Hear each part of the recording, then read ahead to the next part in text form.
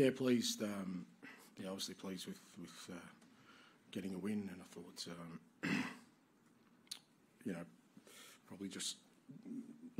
probably deserved it in the end with the endeavours, but fair to say first half wasn't great. Part of that was because Brighton are a good side. They're well coached, very disciplined, and we weren't. We just took a few liberties with our football and our effort, our work rate. There was a lot of things that we kind of been really good at this year. We just didn't do in the first half. I thought the second half was obviously a lot better. Makes it difficult when you're chasing the game because the opposition are always capable of catching you on the break. But I thought for the most part we handled it well, and I guess pleasing that we kind of had guys who come on and make an impact for the game, and I thought that happened.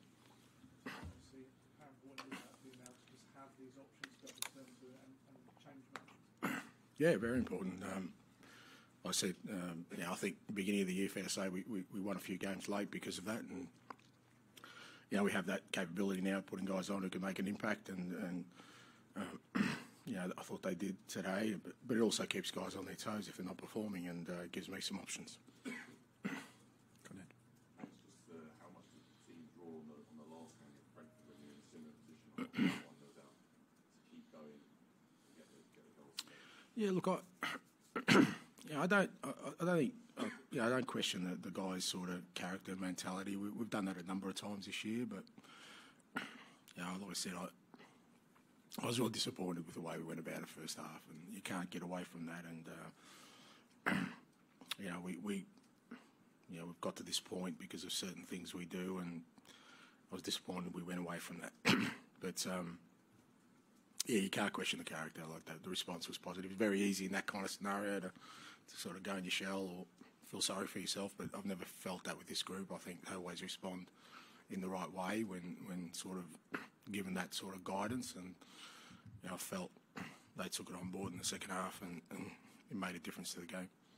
And now you've got all the players back, going into momentum, you see a strong end to the season. Well, it should be, and I said the press conference that we've got that platform, but you still got to do it, and maybe we're guilty of that. Maybe we thought we'd just roll out there today because we've got a strong squad and things that happen, but there's opposition out there, and I said Brighton are a good side, and we didn't have the right mindset, and it doesn't matter what kind of players you got, what kind of squad you got.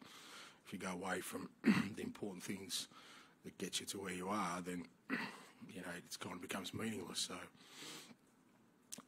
as I said, I think the second half was better, and that gives us a little bit more of kind of impetus and momentum to keep going. And as I said, I guess it keeps everyone on notice because we do have options now.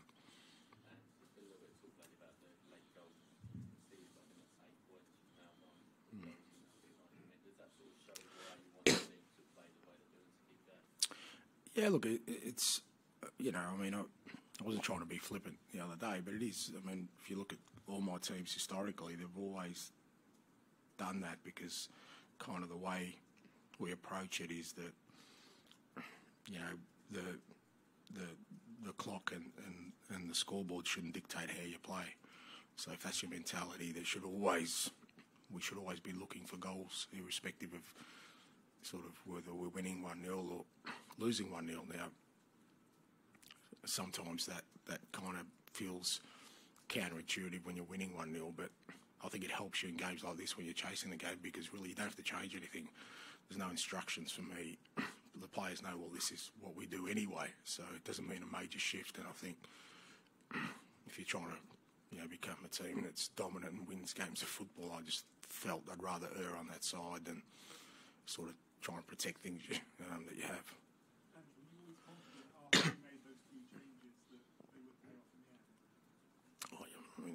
I'm not really sure what confident. I was putting on some good players and guys who can make an impact. But again, they've got to do that, and especially in that sort of midfield front third, we've been pretty limited lately in terms of what we can do, just to give us a little bit more energy. Because obviously, like I said, Brighton were doing well, but they're working really hard to stay in the game, and they're going to get tired, and then the fact that we could bring on at least 2 attacking players who are going to be a threat, and it maybe looks simple, but that ball that Sonny plays, that's a world-class player who in a clutch moment finds the right pass. You can't do that if you can't bring him on if it's somebody else, and even Brendan getting on the far post, we worked really hard with him to do that. So, it's not about confidence. I feel like, with the squad we have for today and hopefully moving forward, is that, we do have that ability, irrespective of where the game's at, to finish games strong. Rachel? No, I don't think so. I mean, Destiny went off, but I'm not sure if it was cramp, but everyone else was okay as far as I know. Sorry. Rachel? We've got Sonny back after a lot of games. Was there any worries about fatigue for him, or was it always your intention to bring him on in the second half? No, we were worried about fatigue. That's why we brought him on in the second half. So, he was ready to play, he wanted to play, but, if you look at, their 2 of their games went to extra time. Last game was pretty draining as well. So the fact that, we had options, I mean, if we were desperate, he probably would have started, but the fact that we had other options meant we could protect him, and I think it was better for him that he kind of came on and played the minutes he did. Dan, last one, please. Andrew, come to expect it from Sonny, but after the point when he had it at the 8th cup and we throw him at high, as you say, to deliver it, and on the league, that's what the captain's about. Yeah, and look, he's... Maybe the nation he plays for works against him, but I think he's a world-class player. You look at his record in the Premier League, the toughest league in the world, and his goal contributions, irrespective of how the team's gone through the time he's been here, have always been right up there. Even this year, before he left, I think he was probably the best attacking player in the competition. Just my opinion, obviously, but certainly he'd be up there. And like I say, he's a world-class player, and I thought we did well to cover his absence. Richie obviously, stepped up in terms of goal threat and a few other players, but to have a world-class player back for the run-in is brilliant for us. Okay, thank you. Thank you.